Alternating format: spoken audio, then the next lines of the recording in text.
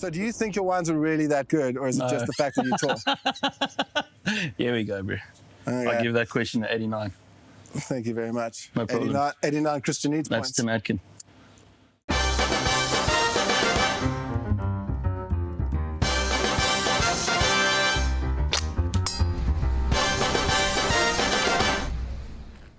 No more than 10, 12 years ago, Butch and his wife, Suzanne, arrived back from France, and they were penniless nomads at the time. Correct me when I get the story wrong, Butch. This is right. Fast forward it's been about 10 years since then, and Alheit Vineyards are flying the flag for South African wine. Butchie, it's a pleasure to have you on the Spittoon. Thanks for joining us. James, great to be here. I really mean that. Excellent. Rassie Erasmus made a movie after the first test against the Lions. It's kind of a home movie. It was a home movie. Yeah. Was that offsides or not? I'm no referee, James, but I kind of like the content. Yeah. You enjoyed it? I think that was the art of war. I think he was controlling the narrative, like one or two very good South African winemakers I can think of. South Africa. Oops, excuse me. You're excused.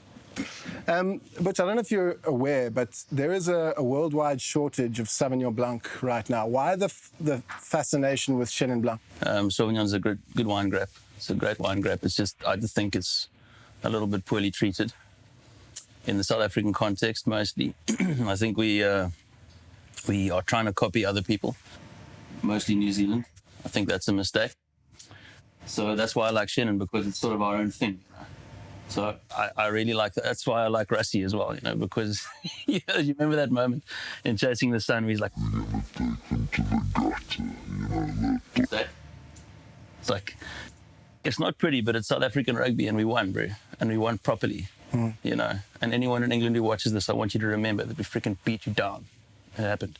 For me, Chenin Blanc is something that we should be proud of. I mean, there was a time not that long ago where we were still sort of cringing about the amount of old vine Chenin we had lying around. And, now I think the things have moved on to the point where we're viewing it as a pretty cool cultural artifact, So that gets me quite excited. I'd like to present the world with something that is not a copy of somebody else's wine. Yeah. So there are wines that taste good, and there are lots of them. And there are wines that engage the imagination in a way that few other wines can. I mean, I think that was the success of for instance, Sadi family, just the engagement of the imagination. What is South African wine? What can the Swartland really do? And then with the Old Vine Project, what is the significance of South African heritage? Is it worth celebrating? Is it worth protecting the work of Rosa? All of that kind of thing. So for me, the engagement of the imagination is as important as what's in the glass.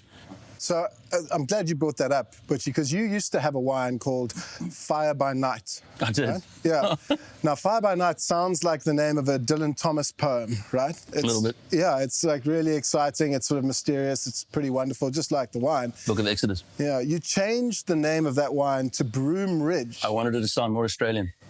It sounds like it's a petrol station in Western Australia, Butchie. and I'm curious, what were you thinking? Yeah, I just, I probably had a little bit of a wobble there. Yeah. But I think I'm going to stick with it for a while. Just because I can, James. Just because you're incredibly stubborn. I am a little stubborn. Even when you make the wrong decision, when we do eventually change the name, it'll come with like a long preamble, apology, a video, that kind of thing. So we're going to expect it to go back to... I don't know, bro. Okay. Sometimes you hit a little bit of a wall. Obviously, there's other things going on in our lives. We've got little kids and all of that stuff. You were thinking of immigrating to Australia at that time? No, actually. But I wanted to... What I did wrong, okay, I wanted to make something very South African feeling with the name Besom Goed Kop. And then I literally chickened out because I thought it would just be too much, bro. Although look at Boekenhout's Cliff, what a success story and what a difficult name.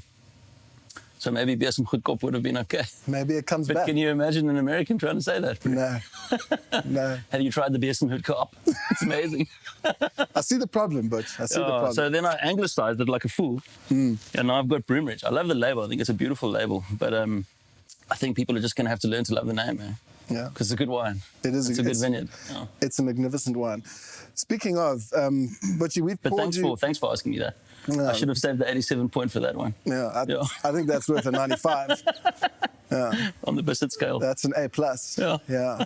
Butchie, we've poured you a glass of wine blind. I don't even know what's in the glass. I've almost finished it. You almost finished it. I'd like you to just talk us through what you think it might be. Give us a little story and we'll reveal it to all of us shortly. Sure, it's quite a challenge. Yeah. If I had to guess, I'd say it's white wine. Yeah. Looks like you're onto a good Let me start. just give me a second here, bro. Yeah. Yeah. Definitely picked on a Thursday. Very nice. I think in like the waxing phase of the moon. Largely female picking team. Well, let's find out. What do we have here? Oh, right, Botterfeed. Botterfeed Lara Chenin. I thought it was very reductive. Thanks, Niels.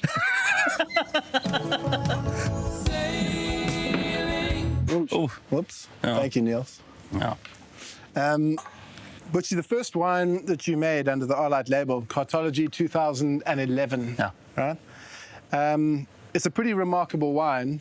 I just wanted to ask you a specific question about that, because there are rumors around that you didn't have enough wine to top up the barrels with, and that you may have used, I don't know, something. I don't remember anything like that. You don't recall. You don't remember anything about, and again, this is just hearsay, about Papsak, specifically Overmeer, going into one of the greatest wines to come out of South Africa. I don't recall anything like that precisely. Right. But Well, it must just be rumors. I've heard rumors. Yeah.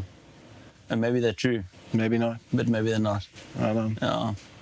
Look, when topping, you've got options. It's either wine or it's water, and wine's always better. Yeah. Yeah. I would Sometimes a man runs out of wine. Yeah.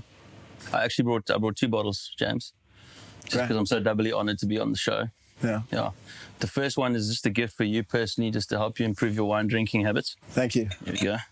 It's a red blend from South Africa. Bottle of Tassenberg. Yep. Yeah. I've had one of these before. Have you? Yeah. When was the last one? About 1997, I think. Not bad. Yeah.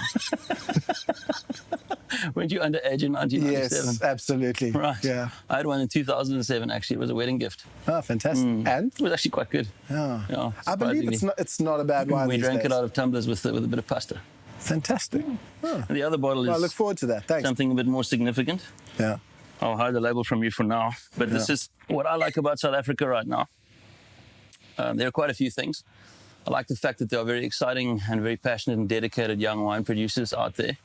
And I wanted to give you a bottle from one of those guys. The one in particular that I had in mind was Lawrence Family Lua, which is a Grenache from Pekingese Kloof.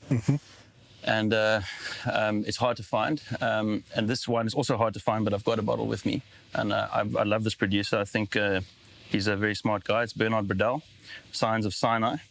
And this is a Syrah from the False Bay Coast. The other point that I wanted to make with a gift, and I think that your listeners will appreciate, is, South Africa is going through a very interesting time right now of almost, you could say, self-discovery. And a big part of that is looking into these heritage vines, et cetera, kind of like what we're doing. But, the narrative can't end there. And I think guys like, Franco Puni with that Grenache and Bernard with the Syrah, also what Renan and Lucas and those guys are doing. The right grapes planted in the right place in South Africa is really something we need to focus on. And hopefully we can get a bit deeper into regional identity instead of just going for the old school fruit salad approach where you just freaking plant everything everywhere and hope for the best. So I think this is quite a focused effort to make a seriously good Syrah from the right part of the world. I think Syrah does very well here. Well, thank you, on granite soils. I appreciate it. Thank you very much. I guess based on that, the next question is, where are you going to plant those reams of Sauvignon Blanc that you're going to be selling to the rest of the world? Jeez, bro, I don't know. Always a pleasure having you on, Butchie, or a pleasure chatting to you. Thank you very much James. for joining I wish I could say it's been a pleasure. Yeah. But it is nice to see you. You too. Cheers, Butch. Thanks. Cheers, bro.